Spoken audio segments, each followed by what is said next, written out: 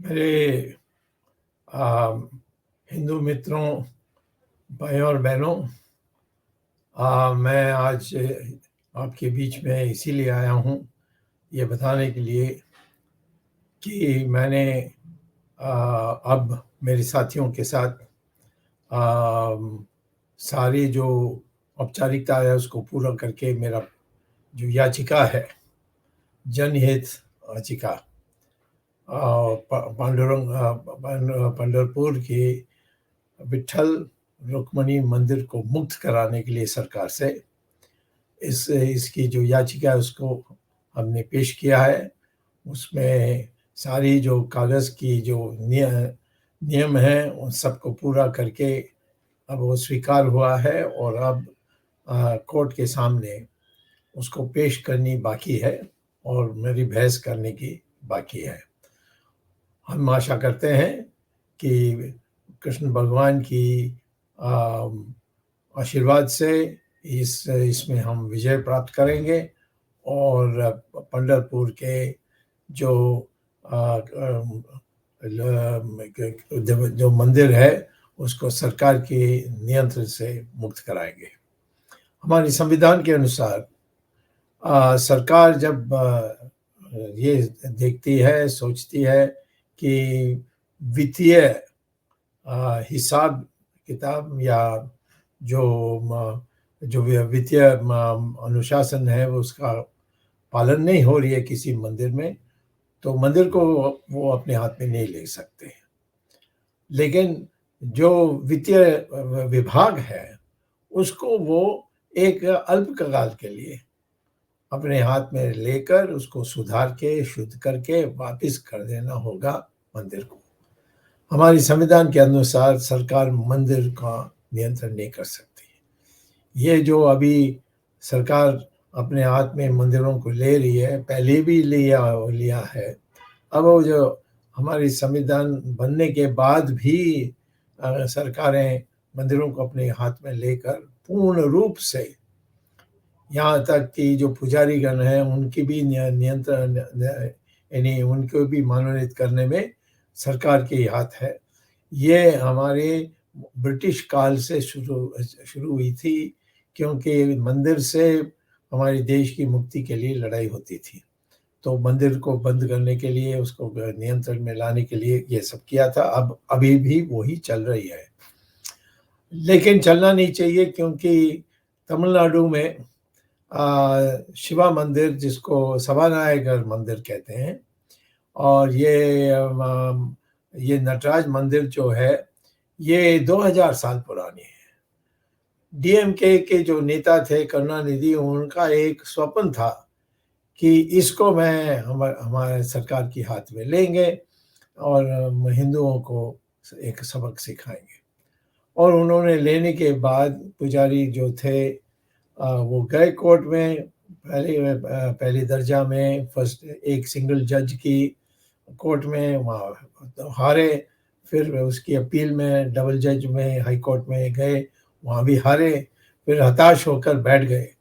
तब सारे साधु संतों ने और प्रमुख संतों ने, जैसे स्वामी दयानंद सरस्वती कोयम्बटूर के हैं, और उडुपी के जो महान नेता है, महान साधु नेतागण हैं, उन्होंने मुझसे कहा कि इसको आप लीजिए, आप ही कर सकते हैं। तो उनके आशीर्वाद के साथ मैंने केस फाइल करके जीता, और वो आज सब देश में, सब प्रदेश में जो भी सरकार है उसको मानना अनिवार्य है। और वो उसको सुप्रीम कोर्ट की डाइजेस्ट में भी, जो सुप्रीम कोर्ट की प्रकाशन है, वो निर्णय जो हुए हैं उन सब के होते रहते हैं। हर महीना एक निकालते हैं, उसमें वो स्पष्ट रूप से लिखा है कि किसने इसको फाइल किया और जजेस ने क्या क्या कहा। इस निर्णय में जो सबसे ज्ञानी निर्णय था और ज्ञानी जो जजमेंट था, वो था नागपुर के से सुप्रीम कोर्ट में जज बने वो उन्होंने ही किया था।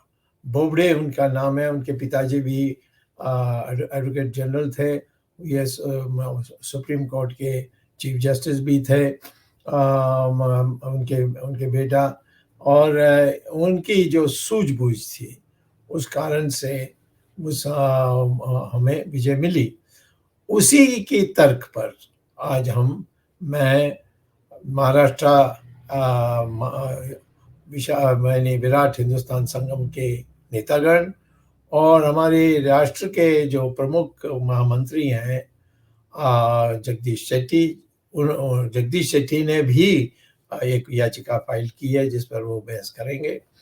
तो ये सब हम सब लोग मिलके, मैंने भी अलग से एक याचिका पेश की है, और जो वचन मैंने दिया था पंढरपुर में वहाँ की जनता को, उस पर बस अब जो कागज़ की जो नियम होते हैं सब पूरा होने के कारण हम शीघ्र ही इसको बॉम्बे हाई कोर्ट में इसकी सुनवाई शुरू होगी।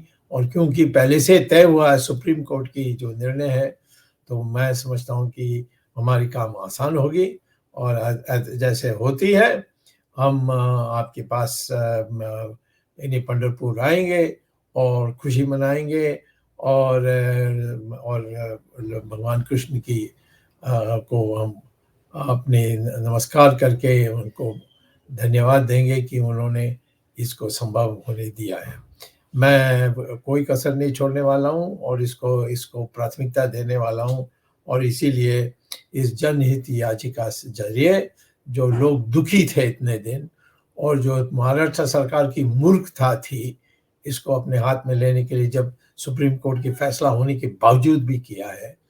और मैंने भी मुख्यमंत्री, उप मुख्यमंत्री सबको बताया कि ये आप गलत कर रहे हैं, क्योंकि ये सुप्रीम कोर्ट के विरुद्ध में है। हमारी पार्टी बीजेपी पार्टी ने ये उत्तराखंड में भी गलती की, वहाँ भी मैंने केस डाल करने के बाद सरकार ने उसको वापस ले ली।